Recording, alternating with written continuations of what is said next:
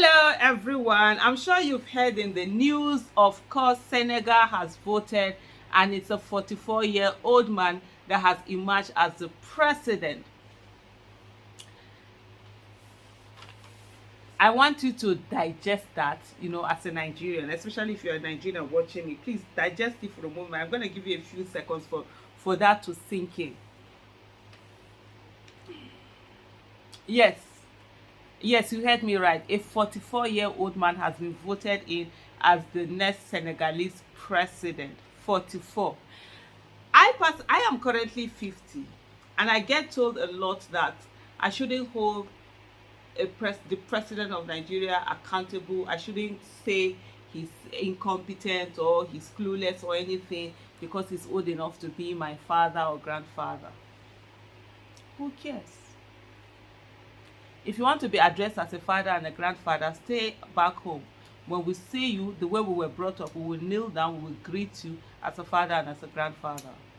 But the moment you get into office, especially for those who get in illegitimately, you will not get that respect for us. You're not there as our father or as our grandfather. But here, so this is to say to you, Senegal just elected someone who is in his 40s, not even mid-40s, who is in his early 40s to lead the country. One of the things that we must all understand is that power truly belongs to the people. And for anything to happen, the people have to be united in the might for that power. One of the things that they have used constantly is to always use religion and tribe to divide us.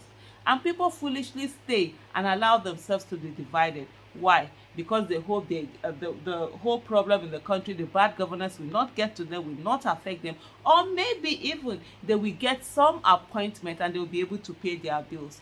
Unfortunately for us in this country, a lot of people have been so impoverished, even the ones that are educated, even sometimes the ones who are vocal, that many people's integrity is less expensive than their bills. And the moment their bills get more and more and more, they lose everything, and it's all about defending the government. You see people that you both make demands together with, you think you're on the same side asking for good governance. All it takes is a little bit of dangle of some appointment. Before you know what's happening, they are on the other side, either directly, indirectly, subtly, or vocally attacking those who are making demands on government. At the end of the day, every one of us suffers. No matter how much you get paid, I can tell you something. A country that's deteriorating, a country that is going downhill affects every one of us. Let me go back to Senegal. Senegalese have been very vocal in ensuring their rights are not trampled upon. And one of the ironies of life is that the president who has been defeated, who tried to now truncate their system, was someone that they fought for, they were on the streets for, and ensured that he came in. He got into office and decided he wanted to do anyhow. But guess what? The Senegalese people did not allow him to get away with it. When they say if you do anyhow, you see anyhow, that was exactly what the Senegalese people did. A few years ago, I think about a decade ago or day after, Senegalese people were on the street where they decided that they didn't want the bicameral system where they have two legislative houses making decision on the same thing, costing the nation, and just absolutely doing nothing that benefits the country at the end of the day. And they turn it to be one unicameral. And that's one of the things that we need to do in Nigeria. We have state house of we have the House of Representatives and also the Senate. What are both of them? Why do we have a Senate and spending so much money on that organ, wasting a whole lot? Why can't we go and get the Senate scrapped? Let's only have the legislative arm let's only have the House of Representatives as the legislative arm of government making decisions on our behalf. At least we'll be able to save money even if we do nothing else.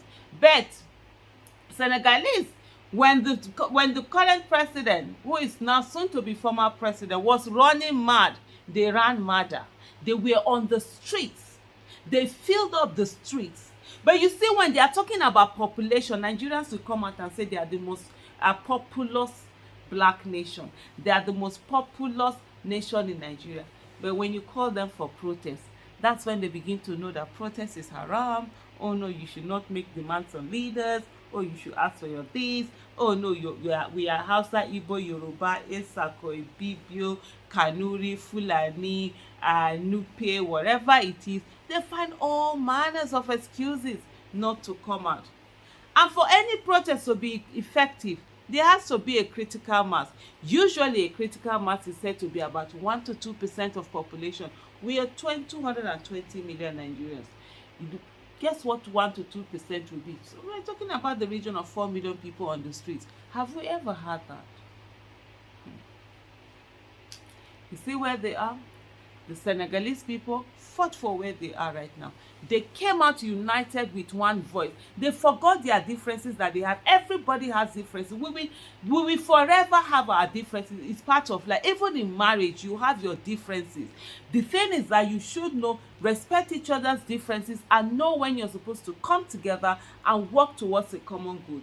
That's what we've not been able to do because we have constantly allowed ourselves to be divided by religious rulers, by traditional rulers, and by political rulers for their own selfish end, for their own selfish end. At the end of the day, who is suffering? We all are suffering. You are suffering. I'm suffering. Millions of Nigerians are suffering. A whole lot of Nigerians are suffering. Recently, you see what is happening. More and more people are dying, are getting killed because they go out to collect food, shared Ramadan food or shared rice or something. People have been so impoverished to the extent that they can no longer feed themselves. Government is now giving them peanuts to feed themselves or a little bit of food, and in the process, people are paying the ultimate prices with their lives. That's the effect of bad governance. But many people think that it's never any of their business, that they don't care. Oh, let me just focus on my own life. Governance is also your own life.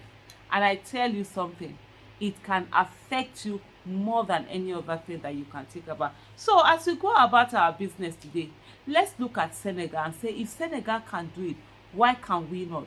2027 might look a long time away. It's not that far. If we begin to work now, if we begin to put the right thing in place, first of all, get the right mindset to know that this country belongs to all of us. It's not about not participating, because whether you participate or you don't participate, the effect of bad governance to come and meet you in your house. You will not say that, oh, I was not on the street protesting, oh, I did not make demands on government, oh, I've been a psychopath, I've been praising government, then give me a different price of garri or different price of rice or different price of anything. It doesn't work that way. It affects everyone. And so it is in our interest to begin to look at what Senegal did and say, if Senegal can do it, why can't we do it?